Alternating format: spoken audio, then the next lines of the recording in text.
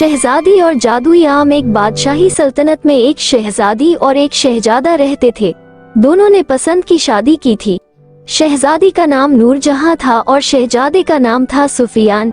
वे दोनों एक दूसरे से बहुत प्यार करते थे और उनकी सल्तनत में सभी लोग अमन और शांति से रहते थे।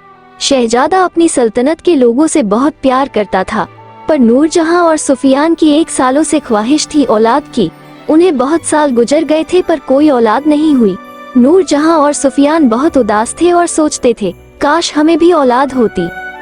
एक दिन उस सल्तनत की एक बूढ़ी औरत उनके महल में आई और नूरजहां और शहजादे सुफियान से मिली। उस बूढ़ी औरत ने कहा, तुम दोनों को औलाद हो सकती है। शहजादे सुफियान ने पूछा, अम्मा जी, वो कैसे? हमने तो सब कुछ करके देख लिया है। बूढ़ी औरत ने कहा, वो है एक जादुई आम जिससे तुम दोनों को औलाद हो सकती है, पर इस जादुई आम को लाना बहुत मुश्किल है।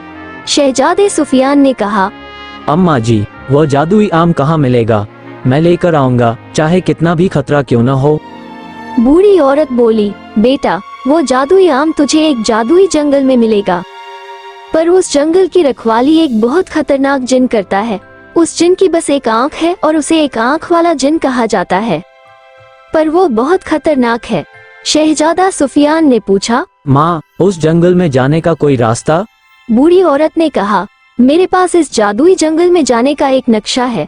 तुम इस नक्शे के मुताबिक वहाँ जा सकते हो, पर जंगल में जाने से पहले तुम्हें एक गुफा मिलेगी। उस गुफा के अंदर से जंगल का रास्ता है, पर इस गुफा को खोलने के लिए तुम्हें इस नक्शे में चाबी मिलेगी। अगर तुमने गलत तरीके से रास्ता बनाया तो जान से जाओगे।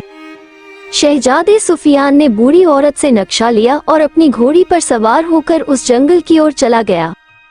नक्शे के मुताबिक शहजादा उस जादुई गुफा के पास आया, पर गुफा के अंदर जाने वाले रास्ते पर बहुत सारी बड़ी बड़ी चट्टानें पड़ी थी। पहले शहजादे ने नक्शे को देखा तो कुछ समझ नहीं आया, फिर जब ध्यान दिया तो नक्शे में एक लाल रंग का गुलाब था। जब शहजादे ने गुफा की तरफ देखा तो वह लाल रंग का गुलाब खड़ा था। सुफियान ने सोचा कि इस गुलाब को तोड़ने से ये दरवाजा खुल सकता है। सुफियान फिर भी सोच रहा था, क्योंकि एक गलती से उसकी जान भी जा सकती थी। थोड़ी देर सोचने के बाद शहजादे ने वो फूल तोड़ा तो कुछ देर में सारी चट्टानें हट गईं। शहजादा खुश हुआ और गुफा के अंदर प्रवेश किया। गुफा में अंदर जाते ही वो एक खूबसूरत जादुई जंगल में आ गया। वो इतना खूबसूरत जंगल देख हैरान हो गया। थोड़ा आगे आया तो उसने एक अजीब मंजर देखा। एक परी एक जाल में कैद थी, जिसका सिर गधे का और बाकी शरीर लड़की का था। शहजादे सुफियान ने तुरंत जाकर उस जाल को काटा तो वो एक जादुई परी बन गई और बोलने लगी, ए इंसान, तेरा बहुत शुक्रिया, तूने मुझे 100 साल की कैद से आजाद करवा दिया। सुफियान ये सुनकर हैरान हो गया और बोला, यह क्या माजरा था? तुम पहले क्या थी और अब क्या हो गई? और तुम्हें यहाँ किसने कैद किया था? परी ने बताया, मैं गलती से यहाँ से गुजरी तो उस लिम एक आंख वाले जिन ने मुझे यहाँ कैद कर दिया। पर तुम यहाँ क्यों आए हो इस खतरनाक जंगल में? शहजादे सुफियान ने पूरा किस्सा सुनाया अपनी औलाद और जादुई आम का। जादुई परी ने कहा, तुमने मेरी जान बचाई और मुझे 100 साल की कैद से आजाद करवाया, तो मेरा भी फर्ज बनता है कि तुम्हारी मदद करूं। उस एक आंख वाले जिन को खत्म करने का बस एक तरीका है, वह है उसका तोता, जिसमें उस एक आंख वाले जिन की रूह कैद है।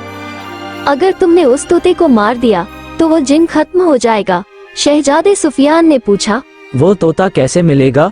परी ने कहा, तुम्हें कहीं जाने की जरूरत नहीं है, तुम यहाँ छुप जाओ। वो एक आंख वाला जिन शाम को यहाँ से गुजरता है और उसका तोता आकर उस सामने वाले पेड़ पर बैठ जाता है।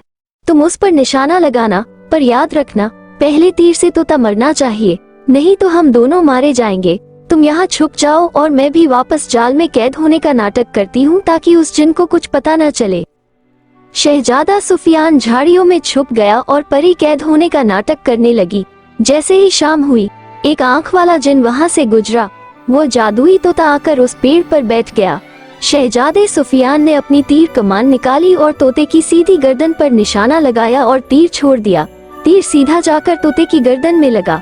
जैसे ही तीर तोते की गर्दन में लगा, तोते की गर्दन अलग हो गई और वह जमीन पर गिरा। एक आंख वाला जिन तबाह हो गया।